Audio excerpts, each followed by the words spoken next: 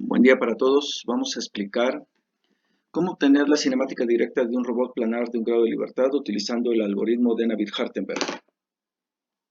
Antes de eso, recordemos la manera en cómo nosotros hallamos la cinemática directa de un robot utilizando matrices de movimiento para finalmente obtener una matriz de transformación homogénea. Tenemos un robot planar, es decir, se mueve en un plano y definimos su movimiento precisamente en el plano XZ. De ahí nosotros tenemos que las matrices de movimiento pues son una rotación en Y y una traslación en X. Definimos las matrices a partir de la rotación en Y la matriz de la traslación en X. Nosotros realizamos el producto de ambas matrices y obtenemos la cinemática directa que implica la posición del punto del extremo final de nuestro robot manipulador y la orientación de ese extremo final. ¿Okay? Entonces guardamos este dato para después compararlo con el que vamos a realizar por el método de Navier-Hartenberg. ¿Sí? Voy a ser muy simplista. De todos los pasos que ustedes ya leyeron o escucharon y vieron en los videos y en la información documental, pues yo lo puedo resumir de la siguiente manera. Lo que nosotros tenemos que realizar es lo siguiente. El eje Z debe de tener la misma dirección que cada uno de los ejes de movimiento de las articulaciones. ¿Ok? Entonces, otra vez, el eje Z debe de tener la misma dirección de los ejes de movimiento de las articulaciones. ¿Vale? Entonces, nosotros definimos en este caso nuestro robot planar, está en el plano XZ, y tenemos una articulación rotacional que está aquí, y su eje de movimiento apunta hacia nosotros. De esa manera empieza a dar de vueltas. Es como si saliera aquí la flecha del motor, ¿no? Apuntando hacia nosotros. Para que este eje Z tenga la misma dirección que el eje de movimiento, nosotros tenemos que realizar una rotación en X. ¿De cuántos grados? Pues de 90 grados. Si el eje Z es perpendicular, tiene que estar horizontal.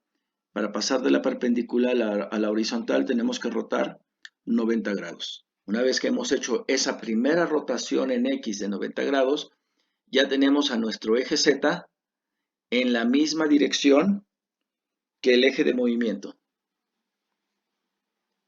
¿Okay? Nosotros tenemos que llenar una tabla que se le llama tabla de parámetros de Navier-Hartenberg. Esa tabla de parámetros es θi, que indica la rotación en Z, DI, que indica la traslación en Z que se pudiera realizar, AI, que indica la traslación en X que se pueda realizar, y alfa I, que indica una rotación en X que se pueda realizar. Nosotros ya hemos realizado una primera rotación. ¿De cuánto? De 90 grados en el eje X. ¿Ok? Veamos lo siguiente. Para yo colocar a mi robot en esta orientación o en esta dirección, yo tengo que realizar una rotación Q1. ¿En qué eje? En el eje Z. Entonces, esa rotación Q1 se coloca de este lado. ¿Ok? Posterior a ello, nosotros realizamos desde este punto hasta el extremo final del robot una traslación. ¿En qué eje? En el eje X1, en el eje X. Entonces la traslación está definida como el parámetro AI y aquí tenemos L1. Y bueno, ya nos encontramos en el extremo final de nuestro robot y con estos parámetros nosotros construimos las matrices que nos van a dar paso a encontrar la cinemática directa del robot. Una rotación en X de 90 grados, aquí está la rotación en X de 90 grados, que previamente nosotros ya habíamos estudiado cómo se expresa una rotación en X, una rotación en Z, Q1, y aquí expresamos nuestra rotación en Z, y finalmente una traslación L1, ¿en qué eje? En el eje X. Realizamos la multiplicación, y esta es nuestra cinemática directa. ¿Okay? Vamos a compararla con la obtenida a través de matrices de movimiento. Entonces, aquí tenemos nosotros nuestra cinemática directa a partir de las matrices de movimiento o de la matriz de transformación homogénea. Y aquí tengo la misma cinemática directa utilizando el algoritmo de Navier-Hartenberg. En apariencia parece que algo cambia, ¿no? Cambia la orientación, que es esta submatriz, y de alguna manera también cambia la posición, ¿ok? Por ahí hay un signo negativo extra en la primera manera de hallar nuestra cinemática directa. ¿Por qué se da esta situación? Veamos por qué.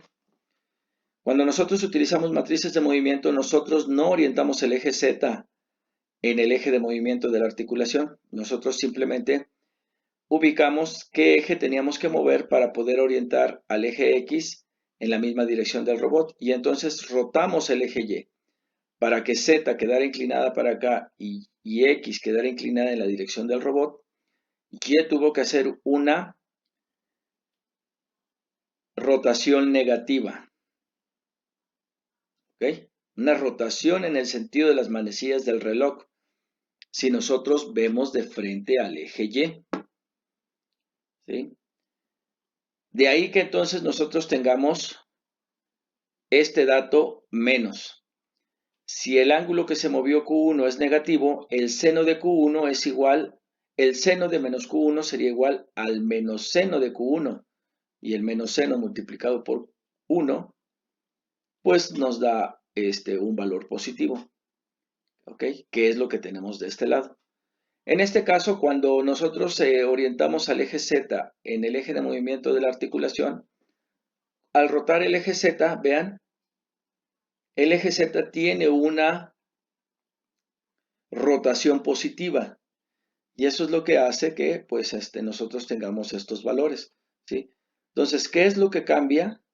La rotación positiva o negativa y el eje que rotó. No es lo mismo rotar el eje Y que rotar el eje Z.